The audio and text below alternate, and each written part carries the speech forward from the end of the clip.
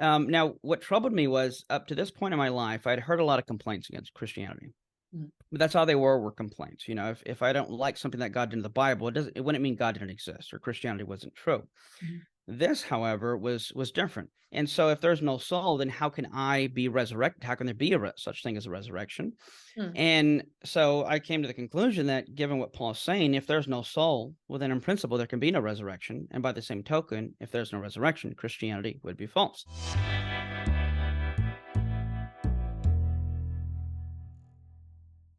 Hi, everybody. I'm really excited to bring this guest to you today, my friend Eric Hernandez. Him and I first met at CIA, which is Cross-Examine Instructor Academy, a few years ago. And I really enjoyed a lot of the things that he had to put forth, particularly his thoughts on philosophy. I really like the way that Eric puts things, and I've kind of seen a few of his videos in the past before that I found very helpful. Eric, thank you so much for coming on today. Yeah, thank you for having me. It's an honor. Yeah. So in particular, today, I'm having you on about something that you know a lot about. This is an area where you are well-versed, you've researched this a lot, and that is the existence of the soul. So you have a whole slideshow for this. I take it that you do this a lot, like you give presentations about the soul quite often. Am I right? Yeah, I'd like to think it's the soul of my ministry, if you will. But... That was good. That was good. Sarah warned me about your dad jokes. So, and by the way, you've been interviewed a few times, and you have a video on your channel that you did with Theology on Tap with Sarah and Evan, which both are friends of mine. I'm actually going to go on their channel, on their podcast next month to talk about New Age and things like that. So if you guys want to check out that interview, I will also leave it in the description below to check out, as well as Eric's YouTube channel. He talks about a lot of this stuff. You do a lot of debates on this as well. You've done debates on the existence of the soul with a few atheists, correct? An atheist philosopher, even in one instance where it was just a conversation that I was having with someone who wasn't familiar with this, but different things like that, different talks, even things which we might touch on later, like animal souls and things of that nature. Yeah, which I'm sure my audience they're very curious about. And whether we think it or not, I think this is something we do think about. And maybe a lot of us just don't know how to research it or how to ask these questions. So that's one reason why I'm having you on today. Now, before we get started into your very impressive looking slideshow, I saw it before we got started. How did you get into this? What's your story about this? Why did this become your passion topic? Yeah, so good question. Freshman year of college, to try and be brief, I took my first philosophy class, not really knowing what philosophy was. I just thought I was making stuff up and sharing your opinion. And I thought, well, I could do this in my sleep. So I'm going to take this class so it could be a class I could maybe skip, Wow. Really enjoyed it, though. Later found out my professor was an atheist. And without going into too many details, I pretty much fell in love with philosophy, just thinking in general and rules of thinking. And so I wanted to take another class, and every one of my peers warned me, if you're going to take another class, whatever you do, don't take Professor Pena's class, because he's going to try to make you lose your faith. He's antagonistic. That's going to be his goal. And my thought was, well, where do I sign up? Not because I wanted to lose my faith, but I did have questions. And, I always believed that if something's true, I shouldn't be afraid to learn it. And it's going to be grounded in God. Amen. So I knew that if Christianity were true, I need to know why. But if it were false, then I'd like to know why as well. And perhaps this was a guy for the job. So this was a pivotal moment for me in my life and ministry, really, where he walks into class one day and he pretends to hold up this antidepressant pill. And he says, religion wants us to believe in something like a soul. And it's because of this that we can have hope in an afterlife and seeing our family and friends that have passed away before us. But he says, however, according to Christianity, your thoughts, your emotions, your sensations, your beliefs are also immaterial, and they're supposed to be contained within your alleged immaterial soul. But how can this be? Because he said, if I took this antidepressant pill, which is physical, it actually has the power to change and affect these alleged immaterial states of my soul. But how do we explain something like that? Because every time we look at the brain, all we see are neurons firing. Every time a scientist looks at the body, all he finds are the base elements of carbon, hydrogen, oxygen. But we've never found anything like a soul. How can that be? And he said, well, the answer is simple. The answer is that there is no soul, there is no heaven, there is no hell, there is no God, there is no afterlife. You're just a physical brain and body, a meat machine. And we need to learn to live with this fact, get on with our lives, and stop believing in these fanciful, foolish fairy tales. And it was pretty much after that, class dismissed. Now, what troubled me was, up to this point in my life, I'd heard a lot of complaints against Christianity. But that's all they were complaints. You know, if I don't like something that God did in the Bible, it wouldn't mean God didn't exist or Christianity wasn't true. This, however, was different, because when you read 1 Corinthians 15, Paul talks about the resurrection. And to paraphrase, he essentially says, if there is no resurrection of the dead, Christianity is false, in a nutshell. Well, I would argue that there's this teaching in the Bible about that you are a body and soul, and that what is being resurrected is, yes, something physical, but you are the thing that is animating that body. It is you. You are a soul. And so if there's no soul, then how can I be resurrected? How can there be such thing as a resurrection? And so I came to the conclusion that, given what Paul's saying, if there's no soul, well, then in principle, there can be no resurrection. And by the same token, if there's no resurrection, Christianity would be false. So I was in an awkward position here, because I thought everyone believed in the soul, and I had never met anyone that didn't, much less heard an argument against it. So I could either ignore it and sweep it under the rug, or roll up my sleeves and get my hands dirty with some metaphysics. And I did the latter. And that's kind of what exposed me to really a lot more philosophy and apologetics, and heard about guys like J.P. Moreland, who's an expert on the soul, learned a lot from him, and just really kind of dove in, and here we are today. Yeah, I love J.P. Moreland. I noticed that you like him a lot too. Now, you mentioned metaphysics. Now, a lot of my audience are ex-New Agers, and I know immediately they are thinking one definition of that. That's not what you mean. You're talking about a philosophical definition. For just a brief minute, can you define what you mean by looking into metaphysics? Yeah, it's funny you say that, because, you know, I'm on the opposite end of the stick, because I remember when I was getting into this stuff, Yes, you know, I think I was on Instagram, right? And I was looking up like hashtags of apologetics or philosophy. And then I clicked on the metaphysics hashtag just to see what pop up. And as I was looking, I'm like, this isn't metaphysics. Like, what is this? So meta just means beyond, and it comes from really it's named. It's not named by Aristotle, but it was named because of him this way, because he first wrote his book on the physics, and then he started writing other things that were more philosophical about the physics he had just written a book about and observed. But he never titled it. So this book came after the physics, and that's literally where the word comes from, is meta, beyond, or after the physics. So hence metaphysics. Now, meta does mean beyond.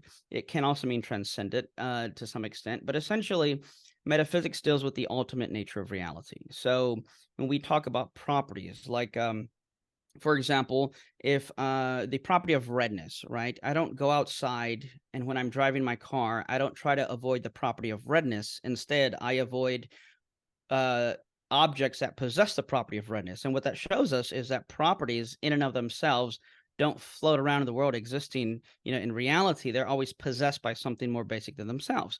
So then you have properties, and then you can have something like a substance, which we'll get into later, that possesses a property. So the substance is literally the thing that stands under to substand the properties that it owns.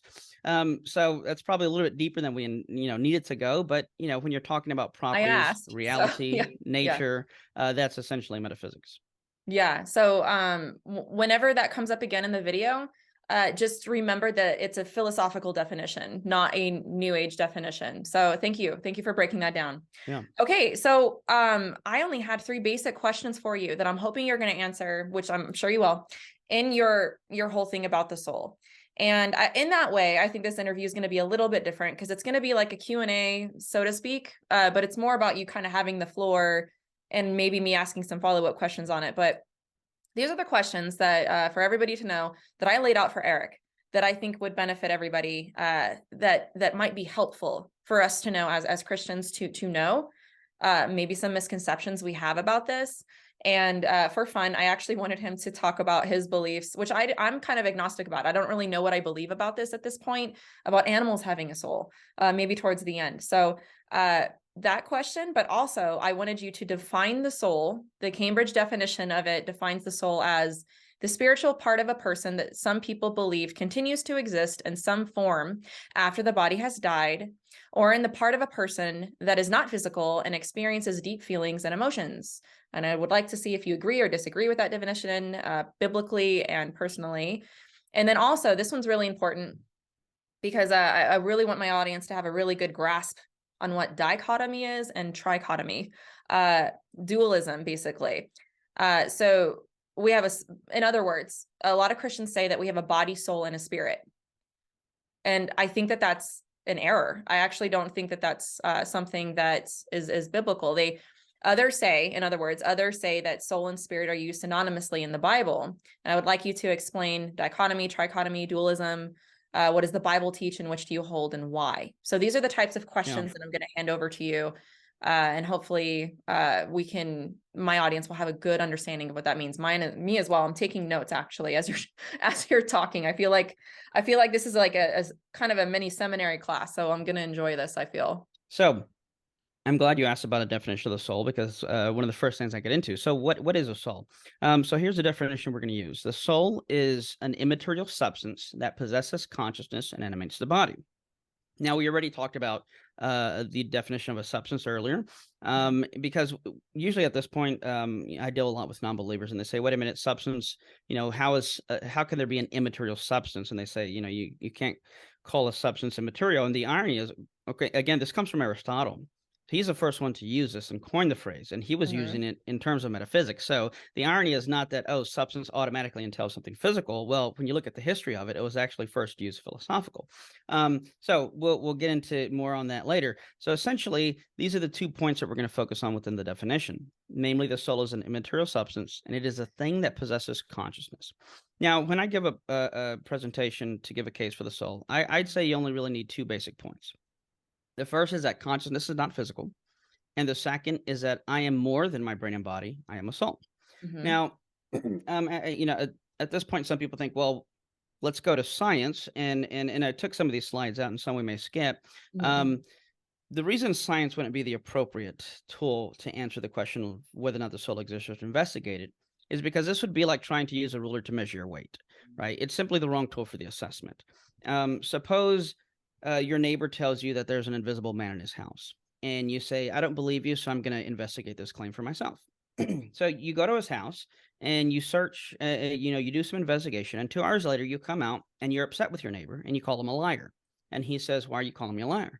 And the response is, well, because you told me there's an invisible man in your house, and yet I looked everywhere and I never saw him. Right? I looked in the bathroom, I looked under the sink, under the beds, I looked in the kitchen, I looked in every closet, and never once did I visibly see this invisible man. And he looks at you sort of frustrated and says, well, of course you didn't see him, he's invisible. Now, what your neighbor said doesn't prove an invisible man exists, but it does prove that if you wanted to discredit the existence of this invisible man, then you cannot appeal to your sense of visibility to try and argue against something that cannot be seen visibly. It's what we call a category fallacy. So in the same way, while science is a wonderful tool that studies the physical world, it is limited to only studying the physical world, and the soul, if it exists, is non-physical by definition. A lot of atheists and scientists are materialists. I don't think that they would have a worldview that would allow for a soul. Is that correct? Yeah. There's always nuances, but right.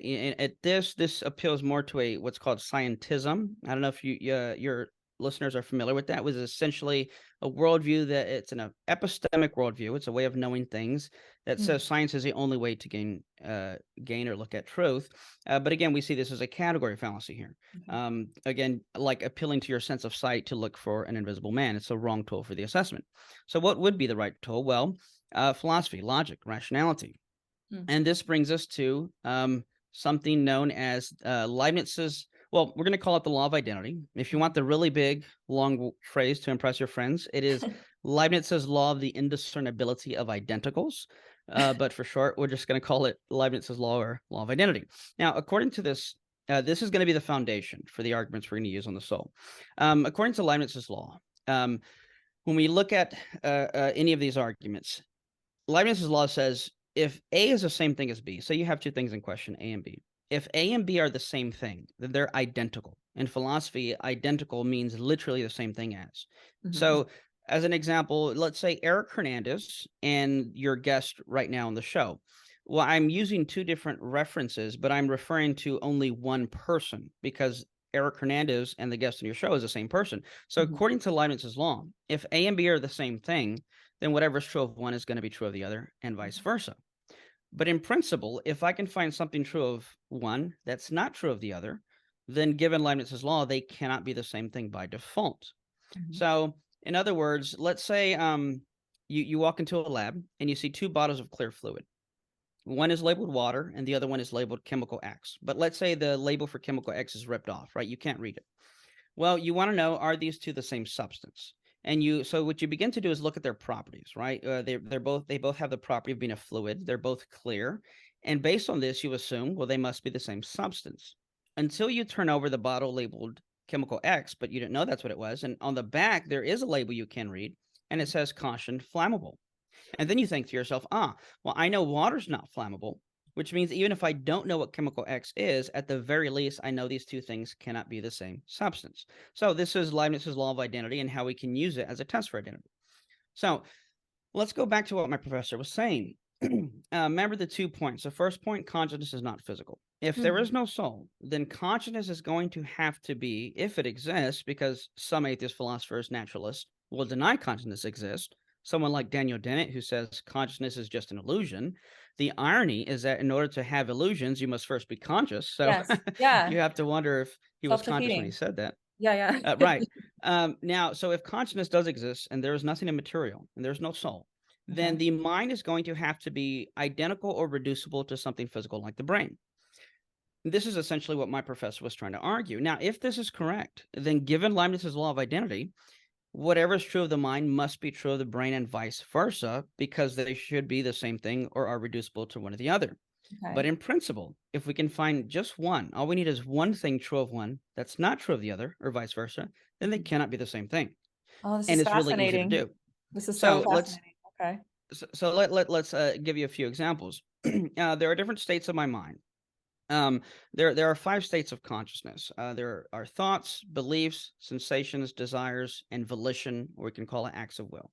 But let's take a state of like my thoughts or my beliefs, right? My thoughts or beliefs, they can be true or false. So my state of my mind, thoughts or beliefs can be true or false, but no region of my brain is true or false. It doesn't even make sense to ask which neurons firing are true and which neurons firing are false, because neurons are a function of the brain and functions can't be true or false. My brain can be in a state that weighs 3 pounds, but my thought that I'm talking to you right now doesn't weigh 3 pounds, right? While your listeners may be having heavy thoughts at the moment, they don't need to buy a neck brace after this is over, right? So the brain can be 7 inches long, but the smell of a rose or the taste of a banana, which is in my mind, is not 7 inches long.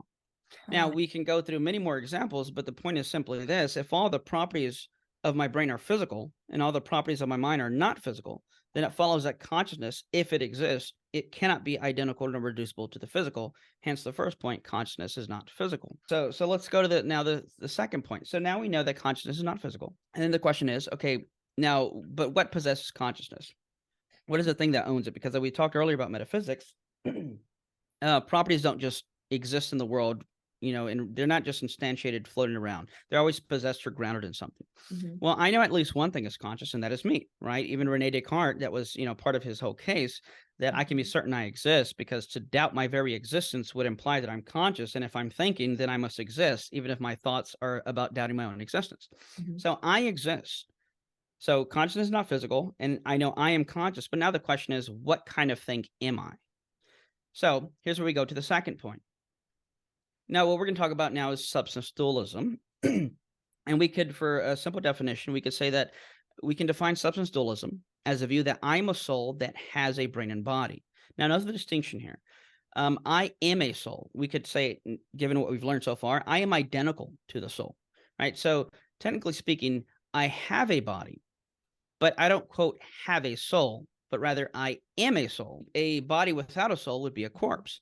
Now, I have to be really honest with your viewers here, because I've actually recently changed my position on this. A few years ago, I was looking for a car, and I got myself a Kia Soul, and it's in my driveway, so I do have a soul.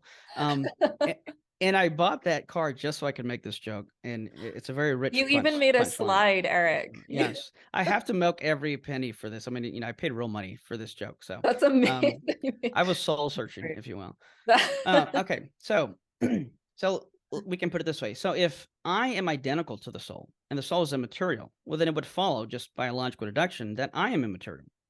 By contrast, if the brain and body are something physical, well, then it would follow that I cannot be identical nor reducible to a brain and body. Hence, I must be something more, namely a soul. So let's go through just a couple arguments for this. So for the second point, I'm more than a brain and body. Now, a little bit more terminology. Using the law of identity. If, let's suppose for the sake of argument, that what's called physicalism is true. Physicalism is the idea that human beings are identical and reducible to purely physical objects. So let's just... Would that be similar or the same as a materialist or naturalist, or is that the same thing? Yeah, close. It just depends who you're talking to in the context. But physicalism is a term that's typically reserved within discussions of philosophy of mind that's referring to... it's basically naturalism, philosophical naturalism applied to human beings, right?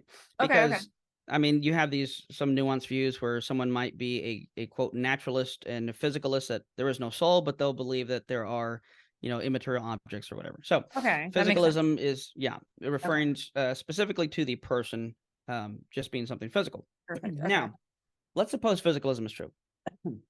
If that were the case, then human beings would be identical and reducible to what we would call mereological aggregates. But we're just going to say aggregate. We're going to say aggregate for short. So what's an aggregate? Well, it's a collection of separable parts held together in a certain structure. Now, things like watches, cars, or Lego bricks are what we would call aggregates. Why? Because they're a collection of separable parts held together in a certain structure. Contrast this with a substance, which is a whole in and of itself. So let's briefly break that down by looking at aggregates. The thing about aggregates is that their existence and identity is ontologically dependent on the parts. What does that mean? That's a fancy way of saying they need the parts to exist before these aggregates can exist. So before a watch can exist, you need the existence of springs and whatnot in the face and all that. So this tells us something interesting, metaphysically speaking, about aggregates. Take a tricycle.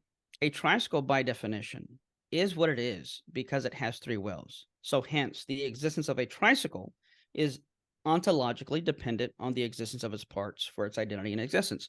Now, suppose we were to move just one wheel from a tricycle. Well, then metaphysically speaking, we could say in a real sense that a tricycle has ceased to exist and a bicycle has come into existence. And hence, this shows us that for aggregates, their existence and identity necessarily depend on the existence and identity of their parts. Now, take a car now, for example. I don't know if your viewers or if you've seen the Marvel show WandaVision. Have you seen that? Oh, I have not, no, but I've heard of it. Yeah, well, good. That means you're a Christian and you only watch Christian things, and that's good. It was a trick question. I'm joking. I watched it. So at the end of that, and it's been out for a long time, so spoiler warning, I guess. At the end of it, there are two visions. And they have this discussion about something known as the ship of Theseus, which is exactly what I'm about to talk about here, just using a car as an example. And it refers to identity through change and part replacement. So take this car. If I were to replace the tires on this car, we can ask the question, is it the same car? Now, most people say, yeah, it's the same car. And I say, okay, well, here's another question. Now, suppose I replace every single piece of this car, every nut and bolt, every windshield, everything, the bumper, all of it, right? And it gave it a nice little shine. Now the question is it the same car? Well, before you answer that question, suppose I took the replaced parts and then I put those back together. Well, now we have two cars. And now the question becomes, which of these two is the original, if any?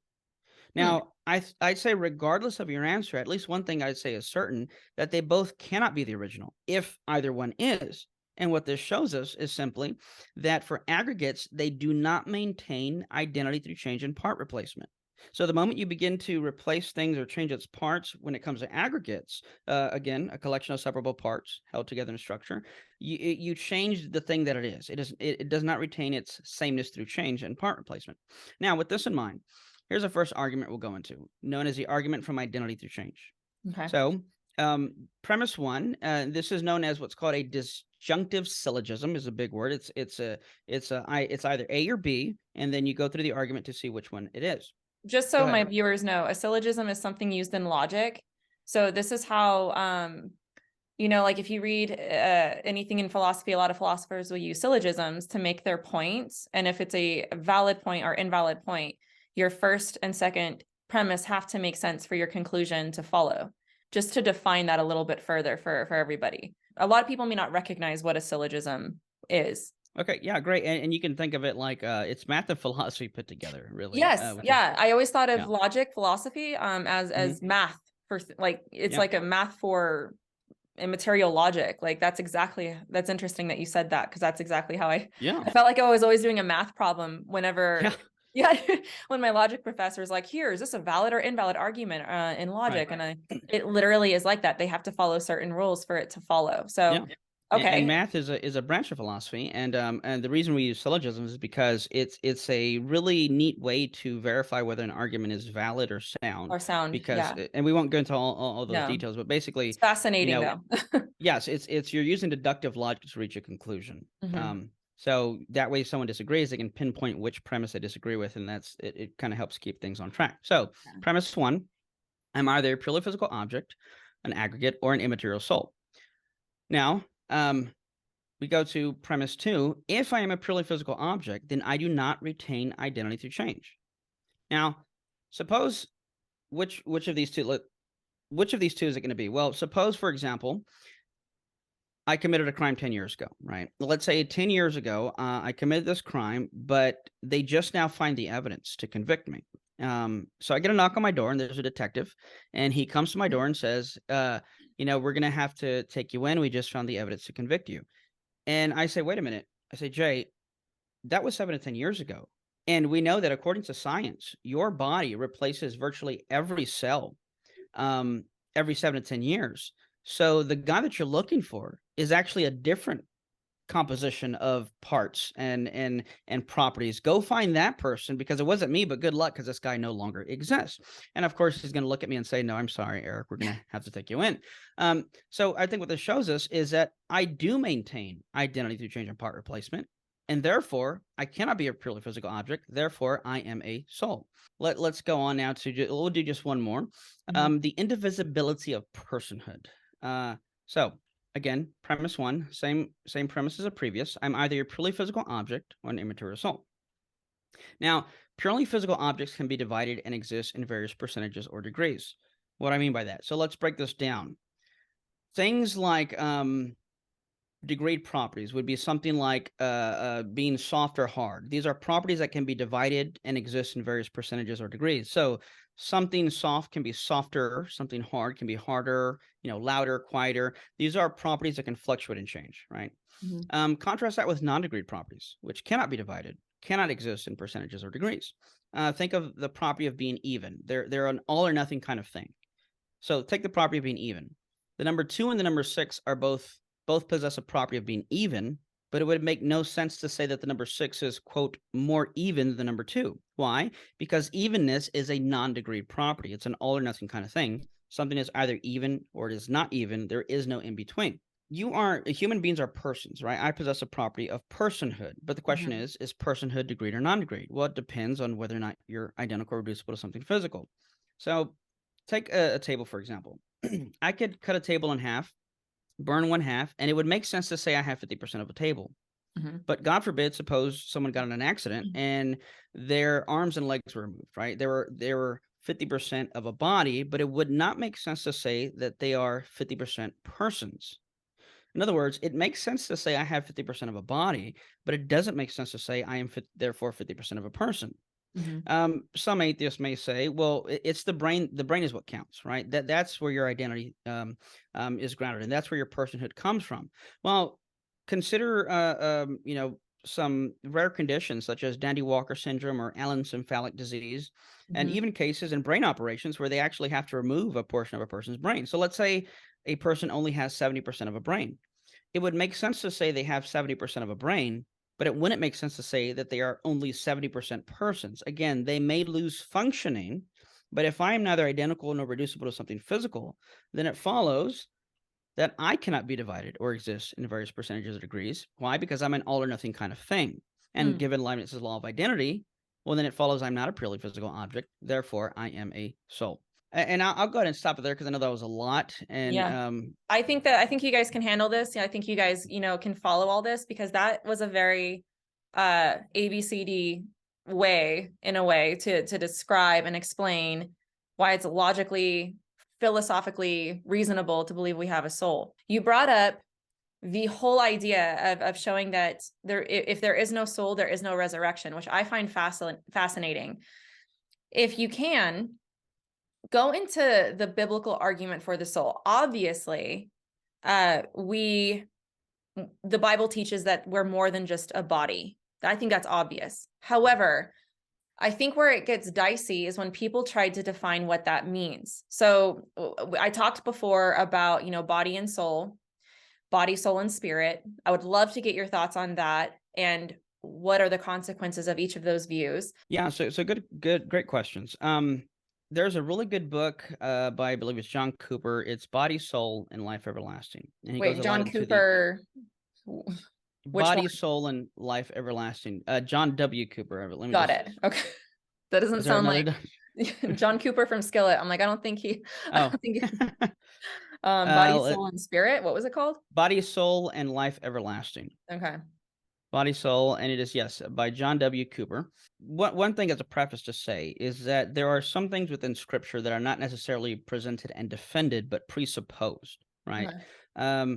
So, for example, another way to put this philosophically is that the Bible can be underdeterminative on some things, which doesn't mean the Bible doesn't hold to a certain view, but rather it's not trying to teach it because everybody would have believed this, right?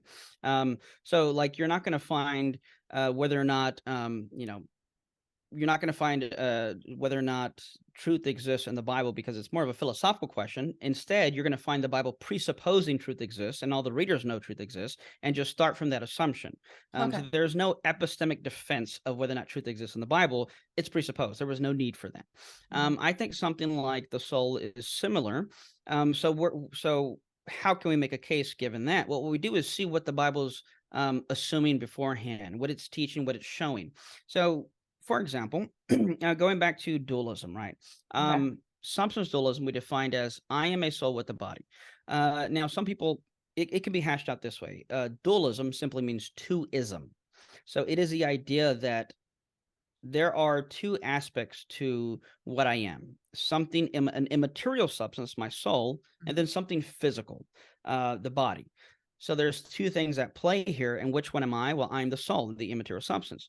Well, you find things consistent with this in Scripture, and I would even say presuppose. You find that God put the breath of life in what he made from the dust. So you find two things at play here. You find something physical, and then you find his breath. Now, someone might say, well, breath is physical. Well, they would use the word pneuma or ruach or nephesh. Those would be the Hebrew words. That can be used for things like wind or breath, but it's referring to something immaterial depending on the context, of course. So you have two things. You have God putting something into this, something physical, in order to create Adam, and it says, and Adam became a living being. On top of that, you have David, in Psalms talking about the dead in Sheol. You have this notion of Abraham's bosom. You have this idea of, even if this was just a parable, a story, the principle behind it, where Jesus talks about the rich man and Lazarus, where people are existing consciously after death. Their bodies may have been decayed and gone, but they're still existing. Jesus on the cross, so you talked about soul sleep. These kind of all relate. So I may jump around. Depending on who you're talking to, it's essentially the notion that there's some type of unconscious existence after you die before the resurrection. That the soul is sleeping, if you will. Well, we don't find this in Scripture. We find the opposite assumed within Scripture. So, for example, Jesus is on the cross, and the thief on the cross says, calls him Lord, and he says, remember me when you come into your kingdom. And he says, this day you will be with me in paradise. Today. Not, hey, you're going to die, and then you go into some soul sleep, but then in like so many thousands of years, you'll be with me in paradise. He says, no, today. And he's talking in that present tense. Today, you'll be with me in paradise. Again, rich man and Lazarus, there's this conscious existence. Even interestingly, so speaking of Christian physicalists, Jesus engaged with what I would call those, at those times, Christian physicalists, the Sadducees. The Sadducees did not believe in a resurrection. Good point. And on top of not believing in the resurrection, for those who don't know, there's a difference between Sadducees and Pharisees, right? Pharisees would be more in line with what we believe today: soul, afterlife, intermediate state. Sadducees did not believe in an immaterial soul. They did not believe in angels or spirits. They did not believe in an intermediate state. Now, why is that important? Because you have to understand, again, This is how we study this stuff, by looking at what they would have believed, what they would have understood, Second Temple Judaism. And you see within the Jewish person's eschatology, there was kind of a two-stage eschatology. The first stage was after death, there's this intermediate state where you continue existing disembodied and conscious. That alone, I would say, would refute the idea of soul sleep. There is conscious existence. Where do we find this in Scripture? Again, it won't, quote, necessarily be taught. It's implied and assumed, and you have to find where that's at. Well, Paul says, he talks about a guy who went to heaven, and he says, whether in the body or out the body, I don't know. So already the implication is that there is at least the possibility of disembodiedness. You find in the Old Testament where, the witch of Endor, I believe it is, where, bring Samuel back up, to talk to him. And God forbid necromancy, the practice of talking to the dead. Then you see Samuel come up. You see in the Mount of Transfiguration, Moses and Elijah come up. These guys have long been dead. Going back to the Sadducees, and Paul says, whether in the body, out of the body, I don't know. And then he starts saying something really fascinating. He talks about this struggle he has of wanting to be with God, with the Lord, but also wanting to help them out. And he's like, I don't know which one I'd rather do more. He goes, I'd love to be with the Lord. He goes, but the problem is, if I died right now, and I'm paraphrasing here, he says, this earthly tent will be destroyed, but I don't want to be in a state of nakedness. I don't want to be unclothed. What does he mean? He means a state of existence where you are disembodied, because when he talks about the tent, he's talking about the body. So he talks about the earthly tent, and he says, we're going to take off this earthly tent, and at the resurrection, we're putting on this glorified body. But if you were to die right there prior to the final resurrection, well, he's going to be caught in a state of nakedness. Now, I think the soul's most natural propensity is to be embodied. But again, throughout Scripture and throughout the Second Temple Judaism, you see this idea of disembodied existence. Paul is talking about that here. And that's why he just finally says, well, you know what? It doesn't matter, because to be absent from the body is to be present with the Lord, that intermediate state without a body, and to live as Christ, to die as gain. So he's saying, well, whether I live or die doesn't matter to me, and I don't know which one I'd want more. I don't want to die right now because I don't want to be without a body, unclothed, nakedness, so I guess I'll just stay with you guys and help y'all out. There's this assumption already embedded within what he's saying. Going back to the Sadducees, this is interesting. When Jesus is talking to the Sadducees, they give him this argument against the resurrection. And I love teaching on this aspect, because to get a little bit more philosophical, some terminology, because when I teach this, I'm talking about identifying logical fallacies. And what they're going to do is they're going to try to expose his view in the resurrection as what's called a reductio ad absurdum fallacy. What does that mean? It's Latin for reduces to absurdity. I don't know why, we use Latin in philosophy instead of just English, but whatever. There it is. So what they're going to do is they're going to say, they come up to him and they say, Jesus, look, you believe in the resurrection. We don't. But there's a problem with your view. And here's the problem. He says, suppose a woman gets married and her husband dies, and then so she marries, the next guy, and he dies. And this happens 7 times. Now, at the resurrection, they say, whose wife will she be in heaven? Now, here's your problem, Jesus. If you're going to tell me that she's only going to be married to the first guy in heaven, well, then now she's an adulterer against all the other 6. And that's against the law of Moses. If you tell us that she's going to be married to all 7, well, now she's an adulterer against all the other ones. Well, both of these options are prohibited by the law, by the Torah. And yet, this is what you believe, Jesus. So your entire position reduces to absurdity when taken to its logical conclusion. So Jesus, give up your belief in the resurrection. That was their argument. Not bad. Now, Jesus, I wish I could spend a lot more time on this, but because it's really funny, because Sadducees were experts in the law, right? I mean, they memorized this stuff. And the first thing Jesus says in response is, well, you're wrong because you just don't know the Scriptures. So he goes, you're just wrong. You just don't know the Scriptures. And then he says, don't you know that in heaven that people are going to be like the angels, neither in marriage, neither given in marriage or be married? They can be like the angels. Now, why does he say angels if they don't believe in angels? Well, because he's saying, if you're going to attack my position, you have to be logically consistent within what I believe. I don't believe there's marriage in heaven. Hence, your attempt at a reductio ad absurdum is actually a false dichotomy based on a position that doesn't even apply to me.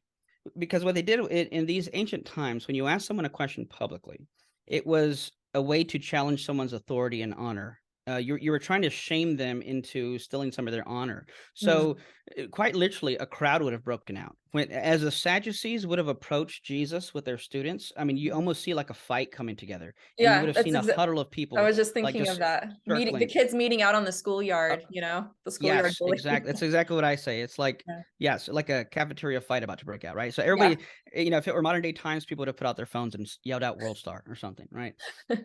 So this is why he's being sarcastic, because he's not just reaching them, he's reaching the audience listening. And we know that a crowd formed because at the end of this, it says, and the crowds were astonished. Where did they come from? Well, they formed as this was happening. Yeah.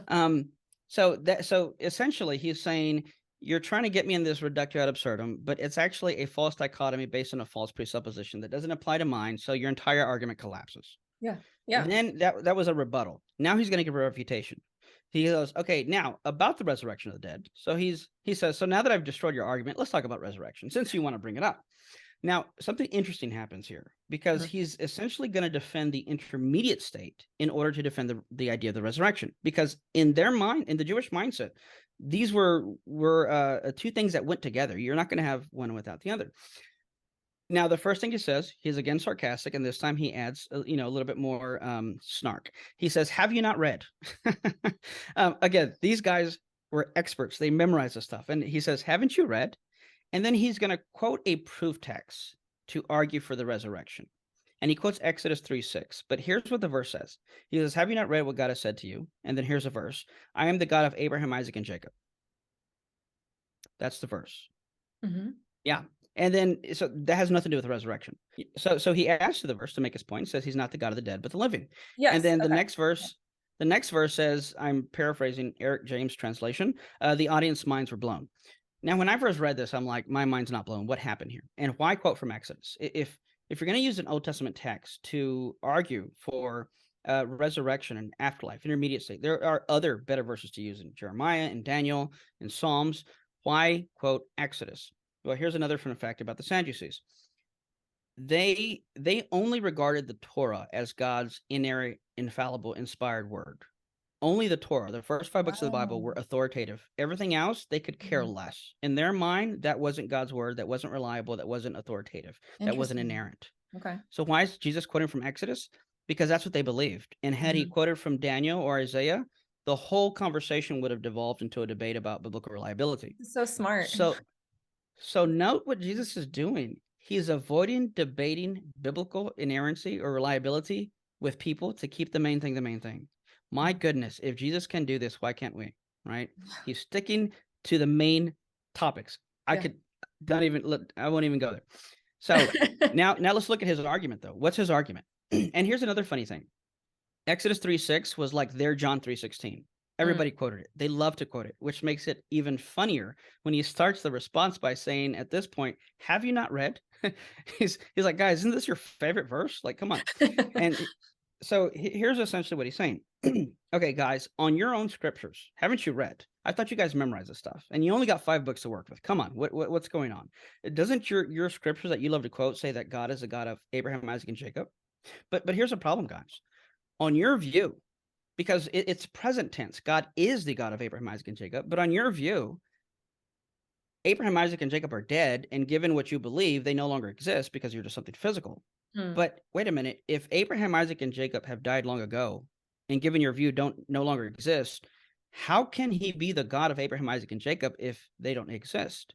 However, if he still is the God of Abraham, Isaac, and Jacob, and he's the God of the living, not the dead, well, then it follows Abraham, Isaac, and Jacob must still exist and be alive and well, even though not physically present on earth, which means even on the verses you affirm, I'm still right and your view's wrong. That's awesome. That's Jesus. Yeah. So in all of that, you have this idea of resurrection, intermediate state being intertwined in their eschatology. You have Paul talking about the intermediate state, thief on the cross. There's conscious existence after death, even if you're disembodied. Lots more we can go into, but this is how we kind of make a case biblically for a lot of this stuff. So, all right. So we're talking about, that was great, by the way. I learned a lot from that. That was really interesting, the way that you broke down that passage. I enjoyed that. So before we were talking about dualism and trichotomy, dichotomy, trichotomy, dualism, I'd like you to break those down. What do those mean? Which one do you hold to? Which one's biblical? Also, a lot of people, when they talk about this, they bring up Hebrews 4:12, talking about I think it's the scripture talking about scripture being sharper than double-edged sword, bone and marrow, going through bone and marrow, soul and spirit, you know, so it makes it seem like there's two separate entities there. But yeah, what are your thoughts on that? Yeah, so great question. A few things. And so the dualist view, which is what I've been defending, substance dualism more specifically, the idea that I am identical to, I literally am a soul and I have a body. So the body is not identical or reducible to me. Now, that's not a Gnostic view, because some people ask me, well, how do you not become Gnostic by holding to that? And my answer is, well, by not becoming a Gnostic. I just don't do Gnosticism, right? Because their belief went further in, well, the body's evil and all this stuff. I'm not saying that. All I'm saying is you and the body are not identical. You can exist as embodied given scripture. So there is something immaterial and something physical. Now, that's a dualist view. The trichotomist view, which I held to growing up, because that tends to be the popular view amongst a lot of evangelical circles. And if I could say this without sounding condescending, again, I held to it. It's popular amongst a lot of lay evangelical circles, because when you start looking at this philosophically and biblically, you really don't see a reason for the trichotomist view, and I would say there are even some issues arise. Okay, so to define it real simply, just so I want to make sure my audience understands, dualism, body soul, trichotomy is body soul spirit, right? That's close, yes, depending who you're talking to, but here's what I would add to that. Okay. On the dualist view, you have two things at work that make up me while embodied. On the trichotomist view, you have three distinct things that make up you. And they say because God's like a Trinity, they say that makes sense, right? So that's one reason. So, and again, this is an area I would, even off camera, I would love to chat with you about, because I talk a lot about the Word of Faith movement, and to make yourself like God. A lot of them believe that you have to be like a Trinity, like a little God, just like he is, in order to do what God can do. So it's a whole theological mess. But that aside, I think you're absolutely right. A lot of Christians, if not most, believe that we are body, soul, and spirit. Just recently, though, I've been learning more about this. There's just one reason why I wanted to have you on. Because when you said this was your specialty, I'm like, ooh, I'm going to ask Eric about this, because I don't think that's correct. Even though it's a popular view, I don't think people understand the consequences of the view. Yeah, and the reason I wanted to add that caveat is for a few reasons. When I say it's on the trichotomist view, we can say it's the idea of three substances. From the dualist view, two things. I don't want to call the body a substance, but we could say two substances. On the trichotomist view, three substances. Okay. Now, what some people often, at this point, sometimes people interject and say, "Oh, so you don't believe in the spirit?" I didn't say that. I think a lot of this is just either not knowing the terminology or not knowing how to articulate something. And here's why that's relevant: is so if I were to ask you, like, this would be a trick question. If I were to ask you, what part of your body tastes? Do you taste, or does your tongue taste? Well, the reason it's a trick question, because it's not an either or, it's a false dichotomy. The answer is I taste by the way of the faculty of my tongue. So the I is the whole, the holistic person, and the tongue is a faculty of my body that I, the soul, the self, uses to taste. Well, with this in mind, on the substance dualist view, which one are you? Are you the body or are you the soul? Well, I'm the soul. And the body is something I can be separate from, in principle and in the intermediate state. Now let's look at the trichotomist view. Which one are you? Well, the dualists and trichotomists can agree that we're not the body. Okay, now you have soul and spirit. Which one are you? Because you can't be both. Some people say that the spirit is what you talk to God with, right? Like that's like the holy part of you. And then your soul would be like your emotions and feelings and things that make you human in that sense. Sure. I think is the argument. So here's where, right, and here's where where it becomes important knowing how to word these things. Okay. Because I've heard it described that way too. And if it's described that way, I'd say, well, that's still technically a dualist perspective. And here's why. Remember the trick question, what tastes, you or your tongue? Well, the appropriate answer is I taste by way of the faculty of my tongue. Well, I would agree with the trichotomists if they would say it this way, that it is your spirit that is the faculty that allows you to communicate with God. So within your soul, there are various faculties, abilities, if you will, capacities. So my mind is a faculty of my soul. My spirit is a faculty of my soul. My mind is what allows me that capacity for thought, rationalization. My soul allows me that capacity for communication with God. Now, if I am a soul and the spirit is a faculty of my soul, well, then I could ask, then it's the same as the tongue question. What part of you, or what is it that speaks to God? Is it your soul or your spirit? Well, the right answer is, on my view, I, the soul, communicate with God by way of the faculty of my spirit. Now, contrast this with the trichotomist view. On their view, these are three distinct substances. So which one is it? So if your spirit is what communicates with God, then who's that soul guy and what's he doing here? And what's his job? Now, if you say, well, I'm the soul, and if it's your spirit that communicates with God, well, then again, then when your spirit's praying and you're a soul, then it can't be you that's praying. It's some other third guy in there. Who's that and why is he praying? So I think it leads into some unnecessary problems. And then again, when people say, okay, well, if you're a dualist and you don't believe in the spirit, well, yes, I do. I believe it's a faculty of the soul. Well, the Bible talks about soul and spirit, just like the verse you quoted. I say yes and amen. But the Bible also talks about a person's heart, a person's face, a person's this, a person's that. But you wouldn't want to say that you're like a five-cotomist, would you? Right? That you're a soul, a spirit, a mind, a face, a heart. Of course not. That's interesting. I never thought about that. That's a good point. Okay. So aha moment. Yeah. So in addition, so why now? What the Bible does, and this is where we have to be careful, is so yes, sometimes soul and spirit are used interchangeable, but you also have to understand that there are certain times where the Bible is going to emphasize something, a particular faculty of a person, to make a point. So when it says that David's face fell, it doesn't literally mean that his face came off of his head and fell on the ground. It's an idiom to connote that he was disheartened, right? He was disappointed, right? His face fell. So when the Bible's so in English we do this too. I think it's called a synecdoche. If I say all hands on deck, I'm not asking for people to literally chop off their hands and throw it onto the deck. I want their whole body. But why do I say all hands on deck? Because by emphasizing hands, I am making the implicit point that I want you here because I need your help in some labor, right? So I name hands to emphasize labor. So it's a part to whole relationship. I'm specifying a part, even though I really want the whole thing. In the Bible, I think the same thing applies. It depends on what it's talking about. Dividing soul and spirit. The heart of a man. It's emphasizing a certain faculty of the person's self, the soul, in order to convey whatever it is that they want to emphasize in the point they're making. So sometimes it can be used interchangeably.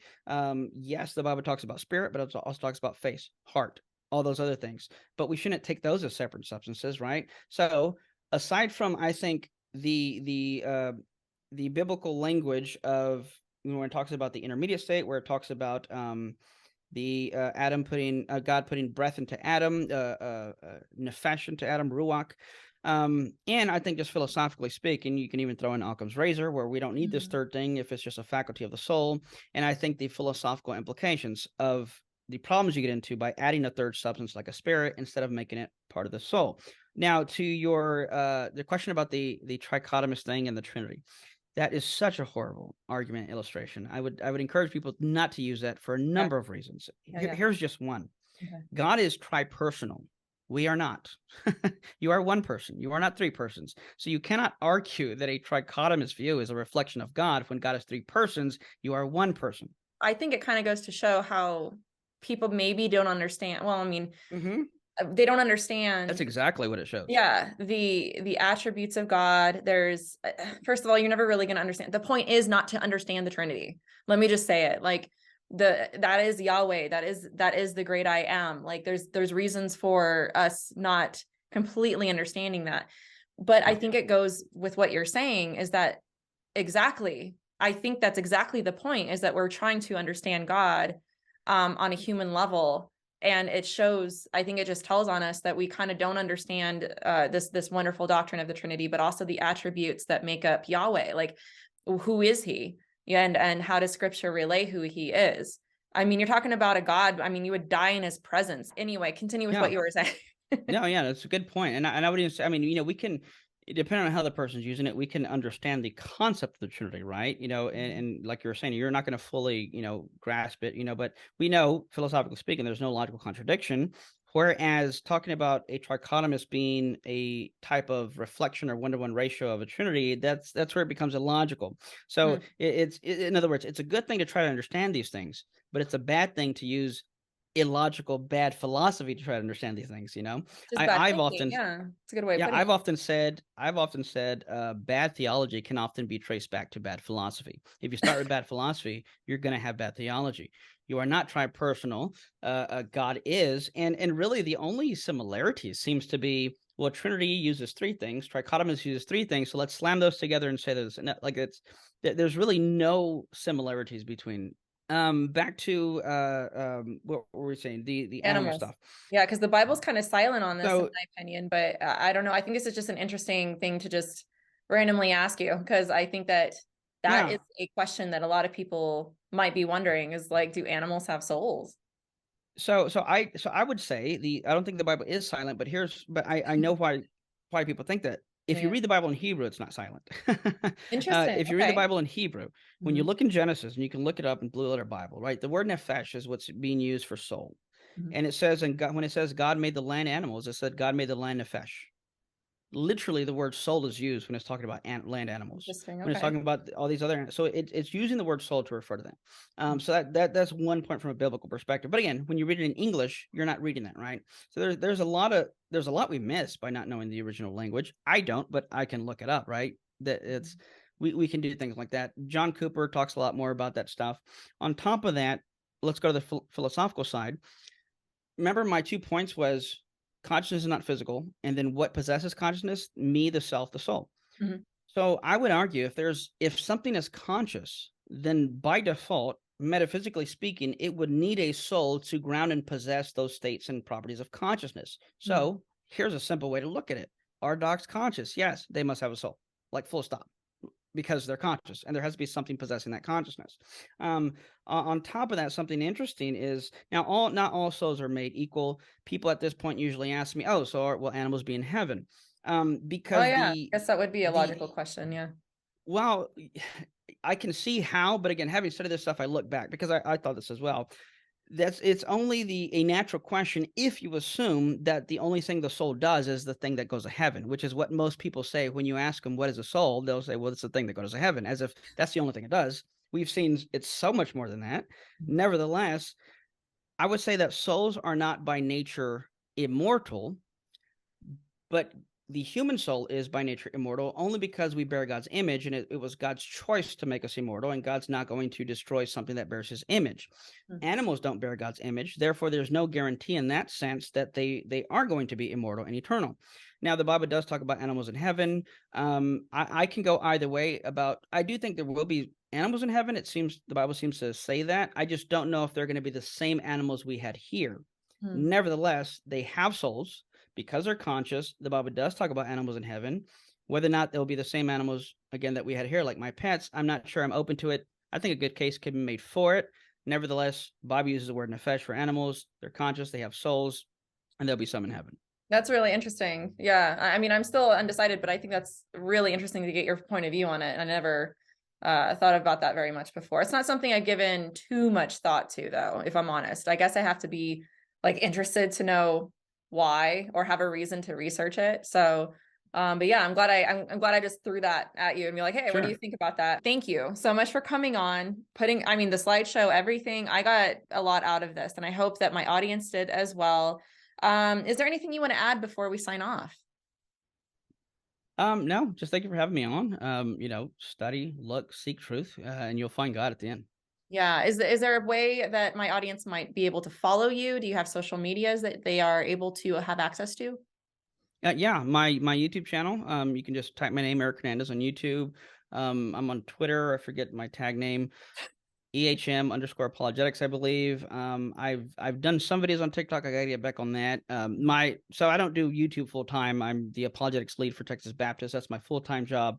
Social media is more something I do on the side when I can. But yeah, they can reach out to me on any of those platforms. Facebook as well. Eric Hernandez Ministries, I think it is. But yeah. Great. Okay, cool. Yeah. And keep a lookout for the things that you do in Dallas. You do a lot. You do a lot of conferences there. I think that it's a nice little hub for you to do what you do in ministry. So, guys, thank you so much for tuning in. Everything that we talked about, anything that I think would help you further your education in this topic, I will leave in the description of this video. But let me know what you think. Do you agree? Do you disagree? Do you think that we missed something? Let us know in the comments below. And Eric, thanks again for coming on.